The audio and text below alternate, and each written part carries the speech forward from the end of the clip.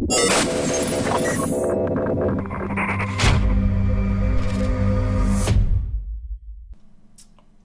YouTube, this is another Darktable tutorial, this time specifically about Denoise. If you're a Darktable user, this is I think my fourth video. Please like and subscribe because that gives me an indication that this is something that people want to see. I'm going to try to make this, let's aim for 20 minutes. It's a fairly big discussion. I'm going to work 2 images all the way through. So here we go. So denoise. Some images really need to be denoised, like this image. This is shot in a crappy high school gym. The lighting's awful. It is ISO 6400 on a Nikon D3S, which is beyond pushing the limits. It's f4, 320th of a second. I really couldn't have gone lower than that for sports, and with a 200mm focal length. f4 I could probably have gone down to 2.8 with that lens, but I wanted just a little touch more depth of field to allow for focus imperfections. So there we go, 6400 ISO. So looking at this image, firstly, I always say this in my videos, but I use a flat base curve always, because if I'm going to put all this work into fine-tuning an image, why would I start with somebody else's interpretation of what a default curve should be? It makes no sense to me whatsoever. So I have a flat base curve that I automatically assign to all images. So that's why it's a little bit more grim. But look at that. That is just a mess. There's a good mix of whites and darks in the photo, so this histogram should be much more balanced. As it is underexposed, I use the exposure slider to compensate for that.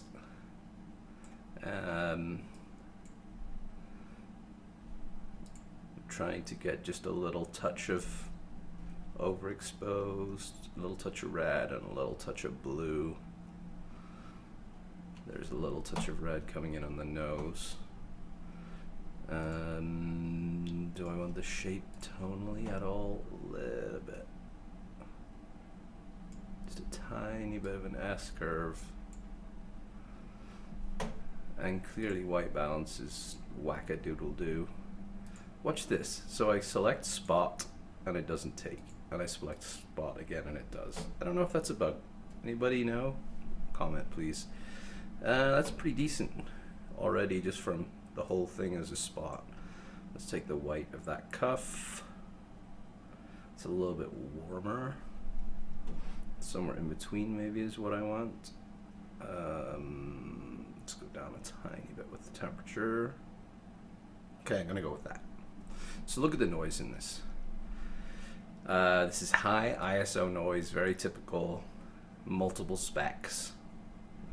Very messy, just not something I would like to share, even though it's just with parents of kids for a high school game. This is not something I would want to share. So let's look at what we have in terms of fixes for denoise. Really, we have 4 things. The equalizer can be used to denoise. We have denoise non-local means. We have denoise bilateral, and we have denoise profiled. The denoise profiled is significantly different than the others in that this is, if I switch this on, it is saying, okay, this is a Nikon D3S 6400 ISO. What do we know about the Nikon D3S at 6400 ISO? Do we need to, is it the reds, the blues, or the greens that are creating the most noise? So if I turn that on, it's working a lot. But you see that's a brutal denoise. It's done a really good job of the noise, but it's brutal. I mean, that is also not something that I would like to publish. Super slow too. This edge is vicious. and the smoothing is totally vicious. So that single click is not what we're looking for on this photo. And that's not even without touching contrast or anything, which can add to noise. So the bilateral renoise on something this bad is not great. Also, see how long that takes to work.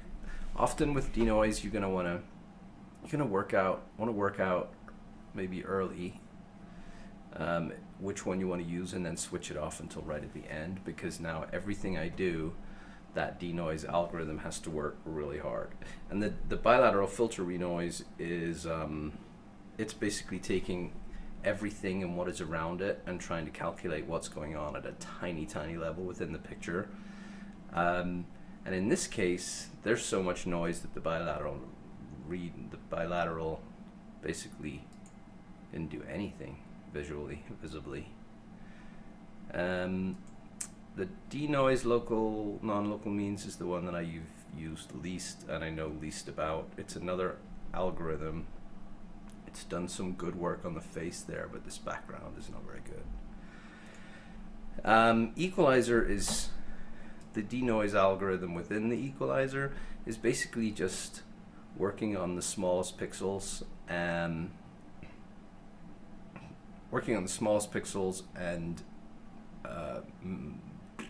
what's it doing? It's really hard to describe. But it's purely algorithmic, and it's global across it's globally doing the same thing to everything across the image based on the specular size of what it finds. That's really hard to describe. But it's doing often on a simple noise situation, this will do a really good job. But you can see in this situation,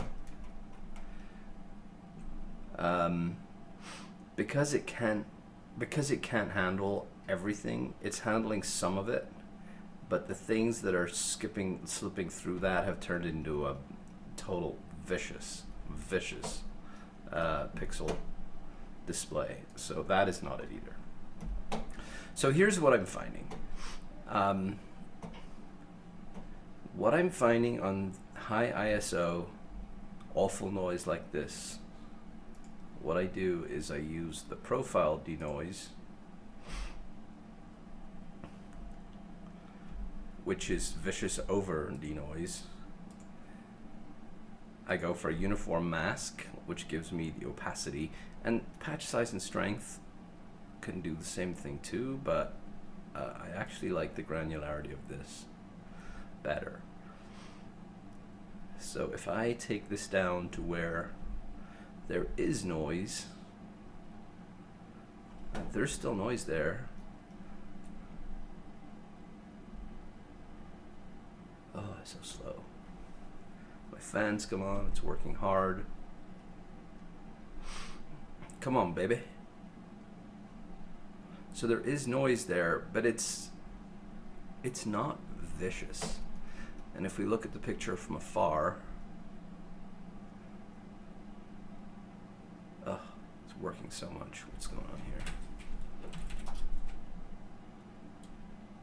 Oh, that's why. So the screen recorder is working its ass off, which I guess is fair, considering it's 2560 by 1440.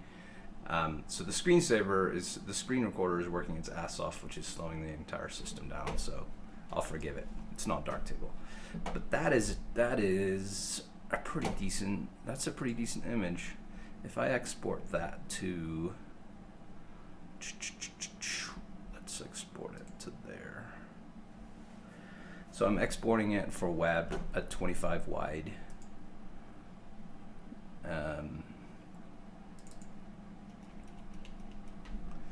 So not only, so I've compressed things a little bit by downsizing it.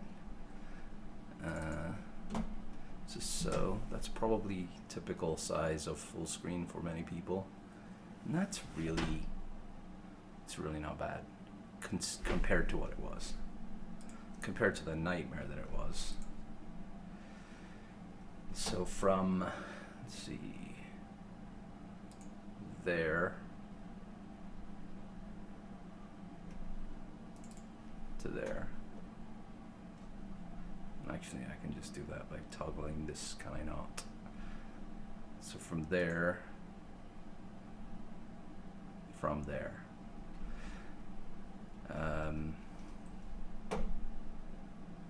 From that.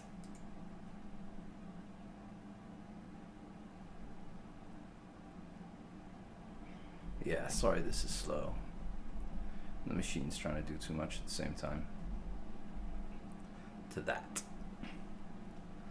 And I could go further. I mean, you can experiment here and see how far you want to push towards that kind of fake smoothing effect.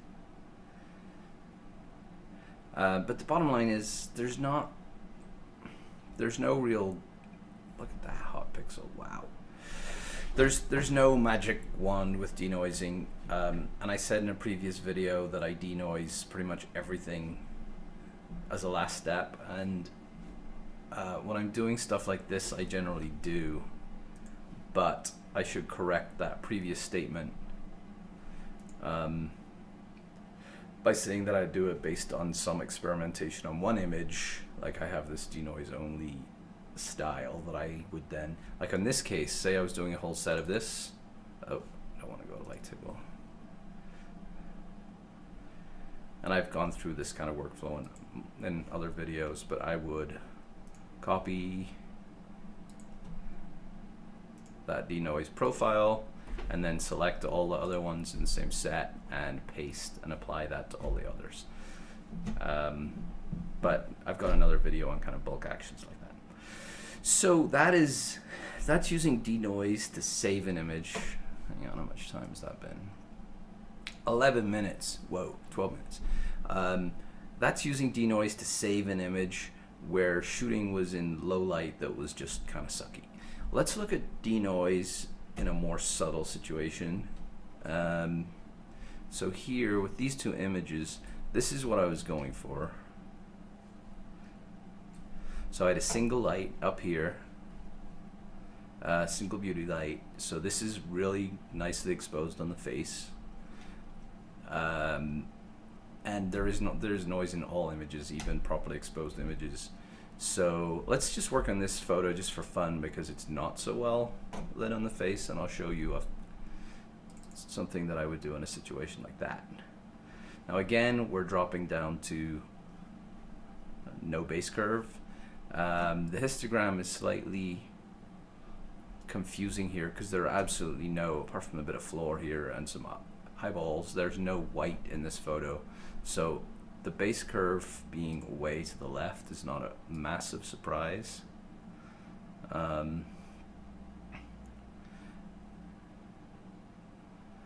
But the face is underexposed. I mean, that to me is exposing, that's kind of my kind of compensation for the default base curve is going to be something like that, and the face is still a little bit underexposed because of the shadow. So just for the sake of the fact we're in a tutorial, here's what you can do in a situation like that. I'm doing a new exposure, popping up a little bit, and doing a drawn mask.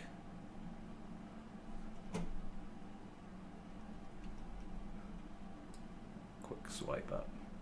There you go. So we've got like half a stop, maybe. Half a stop of compensation is effectively what we've locally done on the face there to save that image. So this image has some noise. Hopefully even on YouTube you can see that this image has some noise. Now it doesn't really have noise where it's important, a little bit.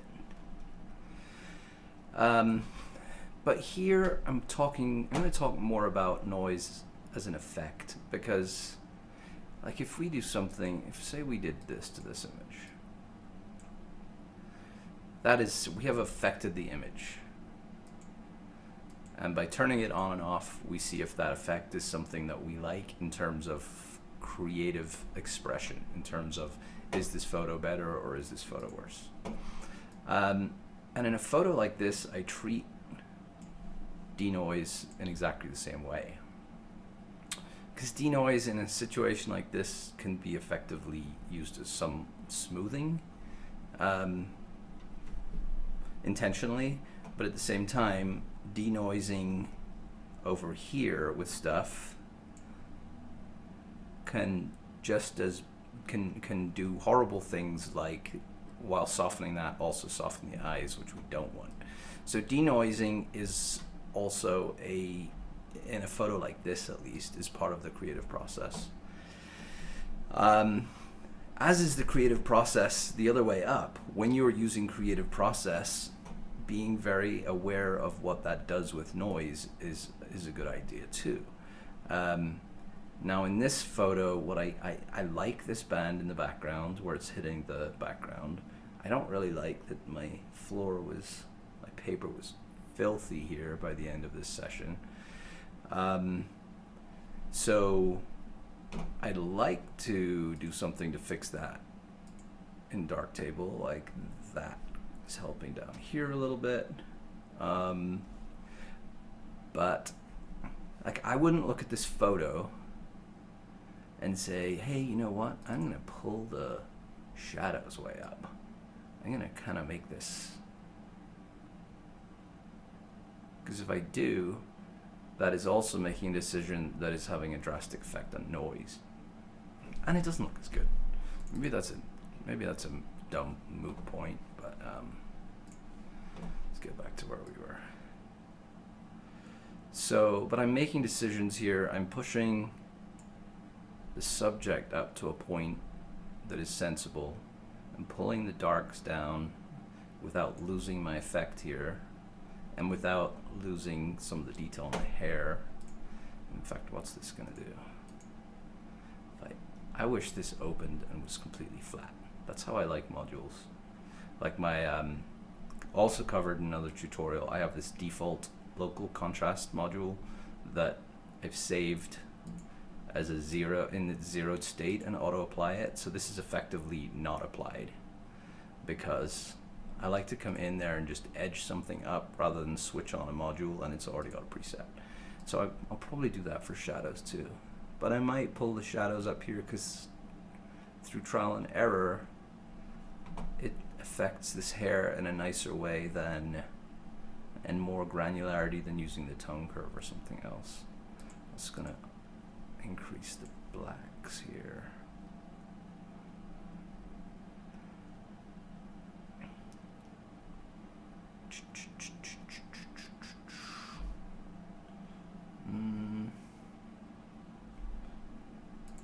Doing this in the wrong order. Should have done that first. You should really have done it. So I'm in that. Do you ever find yourself, you do things in a certain order and you end up and you've got multiple things going on impacting that are just competing with each other? Sometimes it's better just kill the whole history curve and start again. But let's just go with that. Let's look at the noise. So this noise, this is the perfect kind of noise to be impacted by a simple equalizer denoise. So that went totally buttery, but so did the arm. And that's the problem with equalizer denoise. In a situation like this where you want subject sharpness, you can really mess that up.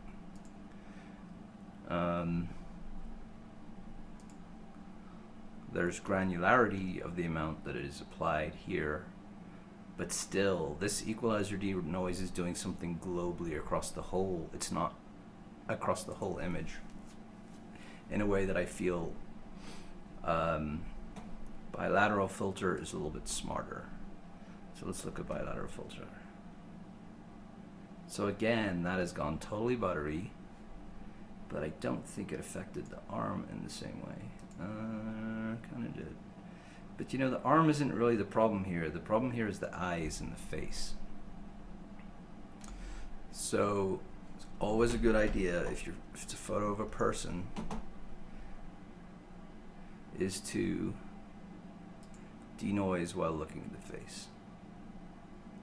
And that had very, very, very little impact, because this denoise bilateral is actually looking for noise and fixing it.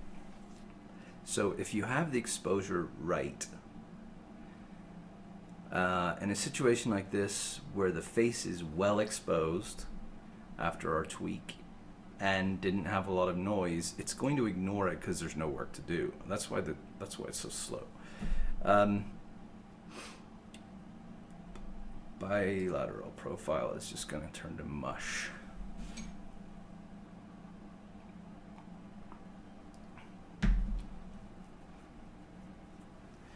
Yeah, I mean, we're not going to want that in any part of the image. We could do the same thing.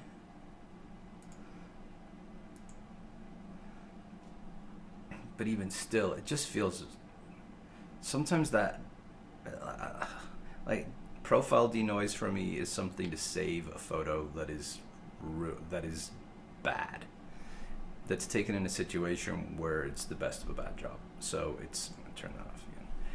It's not for a photo like this where you have more control of the environment. So in this situation,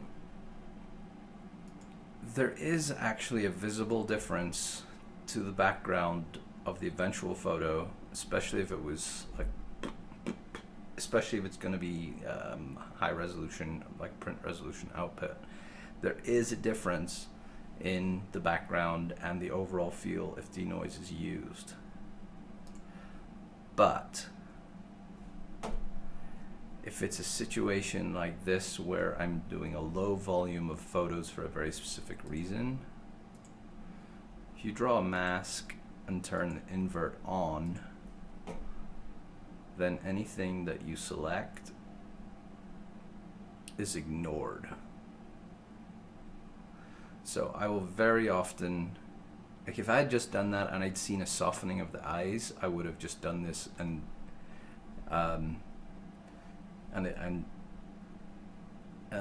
put an ignore on the eye.